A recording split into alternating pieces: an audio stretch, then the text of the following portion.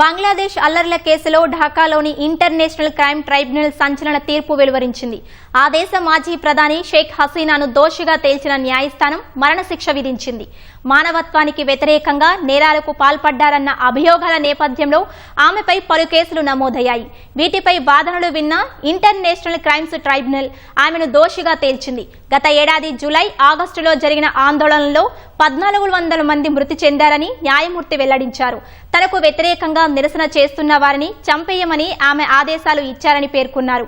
ఈ కేసులో మాజీ హోంమంత్రి అసదుజ్జమాన్ ఖాన్ సైతం కోర్టు మరణశిక్ష విధించింది. పోలీస్ మాజీ చీఫ్ చౌదరి అబ్దుల్లా ఆల్ మమూమ్కు 5 ఏళ్లు జైలు శిక్ష విధిస్తూ తీర్పు వెలువరించింది. ఆగస్టు 5న ఢాకాలో నిరసనకారులపై ఆర్మీ కాల్పులు జరిపిందని, వారిపై హెలికాప్టర్లు, ప్రాణాంతక ఆయుధాలు ఉపయోగించాలని ఆమె ఆదేశించారని మరో న్యాయమూర్తి తీర్పులో ప్రస్తావించారు. ఈ మేరకు దర్యాప్తు వేదికను చదివి వినిపించారు. గాయపడిన వారికి వైద్యం అందించేందుకు నిరాకరించారన్నారు. ఆమె అధికారంలో ఉండేందుకు బలప్రయోగం చేశారని పేర్కొన్నారు. తీర్పు ఇవ్వడంలో ఏదైనా ఆలస్యం జరిగితే క్షమించాలన్నారు. ఇక తీర్పు నేపథ్యంలో ఐసీటీ చట్టు భద్రతను కట్టుదిట్టం చేశారు.